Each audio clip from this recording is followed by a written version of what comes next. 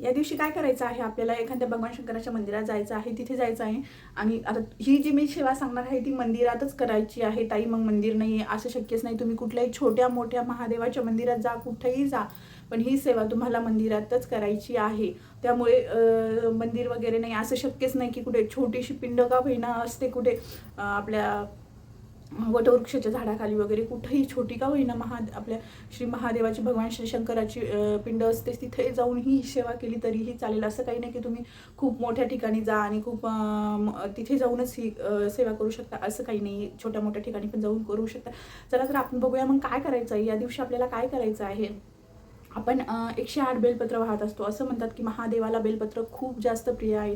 आणि असं मानले जातं ज्यांच्या घरी बेलपत्राचे झाड आहे ना, तिथे खूप चांगला हे असतं. तिथे त्यांनी रोज पण बेलपत्राच्या झाडाचे तिथे दिवा लावला ना, खूप चांगलं असतं, खूप शुभ संकेत असतात. आणि नंतर काय करायचं, आपल्याला फक्त एक करायचं आहे, महाशिवरात्रीच्या दिवशी म्हणजेच रविवारी कोणीही बेल तोडायचा नाही, बेलाच्या झाडाचा बेल तोडायचा नाही. महाशिवरात्रीच्या दिवशी बेलाच्या झाडाचा बेल तोडायचा नाही. तुम्ही बाजारातून विकत आणू शकता, बाहेरून विकत आणून घेऊ शकता, पण त्या दिवशी ज्यांच्या घरी झाड आहे ना त्यांनी त्या दिवशी नाही तोडायचा. तर आपण काय करतो, आपल्याला काय करायचे आहे, सरळ सोपं आपल्या पंचाक्षरी जो आपला महादेवाचा मंत्र आहे ना, ओम नमः शिवाय, ओम नमः शिवाय किंवा नमः शिवाय नमः शिवाय या मंत्राचा जप करून आपल्याला 108 बेलपत्र आपण वाहतो. आता कोणी म्हणेल ताई खूप गर्दी असते, 108 होणार नाही वगैरे, तुम्ही 11 वाहिले किंवा मग 21 वाहिले, जेवढे तुम्ही बेलपत्र व्हाल त्यातलं काय करायचं आहे तुम्हाला, जे आपण बेलपत्र वाहू महादेवाच्या पिंडीवरती तेच बेलपत्र आपल्या घरी घेऊन यायचं आहे. आपण आपली कर्ज बाधा वगैरे दारिद्र्य याच्यातून मुक्ती होईल. आणि असं काही नाही की ते आणलं म्हणजे सगळं काही मुक्ती होईल, असं काही नाही आहे. कारण की आपल्याला कष्ट तर करावंच लागणार. हे 99% हार्डवर्क आणि 1% लक. आणि जे बेलपत्र हे ते आणल्यानंतर जी पॉझिटिव्हिटी आपल्यासोबत राहील ना, की नाही बाबा काही वाईट वगैरे बी होत असेल तर नाही, आपल्याकडे हे बेलपत्र आहे त्याच्याकडे बघितल्यानंतर आपल्याला पॉझिटिव्हिटी येते, ती आपली राहील.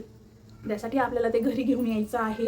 आणि दुसरं म्हणजे आपल्याला काय करायचं आहे, ते बेलपत्र घरी आणल्यानंतर ही प्रत्येकाने आपली आपली सेवा करायची आहे. आता तुम्ही म्हणसाल की मी माझ्या पतीसाठी करू का ताई, तर नाही, त्यांची सेवा त्यांना करू द्या. त्यांना मंदिरात जाऊ द्या, त्यांना त्यांची बेलपत्र वाहिल्यानंतर त्यांनी त्यांचं एक बेलपत्र घेऊन आपल्या पॉकेटमध्ये ठेवलं तरीही चालतं. तुम्ही तुमचं घेऊन या. मुलांसाठी करायचं असेल तर मुलांना त्यांचं घेऊ द्या, त्यांना त्यांची सेवा करू द्या. नंतर काय करायचं आहे, ते बेलपत्र आपल्याला घरी घेऊन यायचं आहे. तुमच्या तिजोरीत वगैरे तुम्ही ते कुठेही ठेवू शकता. आपण ही बेलपत्राची सेवा आपण श्रावणातही करतो. आणि श्रावणानंतर आता डायरेक्ट महाशिवरात्रीला करायची आहे. आणि त्यानंतर तुम्हाला काय करायचं आहे माहिती का, आपण काय करायचं आहे, 1 ग्लास आपल्याला उसाचा रस व्हायचा आहे महादेवाला या दिवशी, कर्जबाधेतून मुक्त होण्यासाठी. सगळ्या गोष्टी आपला संसार धनसंपत्ती संततीसाठी आपल्याला 1 ग्लास आपल्याला उसाचा रस व्हायचा आहे महादेवाच्या पिंडीवरती. नंतर काय करायचं आहे, एक कमलगठ्ठ्याच्या माळीचा आपल्याला मणी घ्यायचा आहे. काही नाही, 2-3 रुपयाला येतो फक्त. कारण की असं म्हणतात कमलाचं फुल व्हावं, पण फुल काही भेटणं आता शक्य नाही कुठेही. त्यामुळे तुम्ही एक कमलगठ्ठ्याचा मणी वाहू शकता तिथे. आणि तो जो मणी आहे ना, त्याच्या ज्या घरी कमलगठ्ठ्याच्या माळीवरती विष्णूंचा जप होतो, श्री महालक्ष्मी मातेचा जप होतो, तिथे खरं सांगते अखंड लक्ष्मी प्राप्ती राहते. कधीच कुठल्याही पैशाची याची चणचण भाजत नाही. त्यामुळे सांगते की तुम्ही त्या दिवशी काय करायचं, आपला ही सेवा म्हणजे आपण एक जण करू शकतो सगळ्यांसाठी. ही सेवा आपण करू शकतो सगळ्यांसाठी, की जी म्हणजे घरातील स्त्री ही सेवा करू शकते. एकटी सगळ्या परिवारासाठी एक मणी ठेवला तरी पण ही सेवा करू शकते.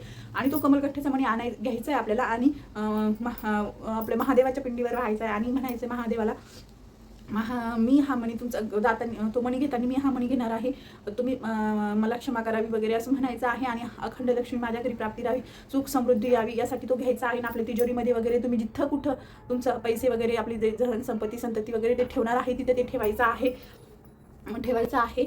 अशा बघा तुम्ही, मी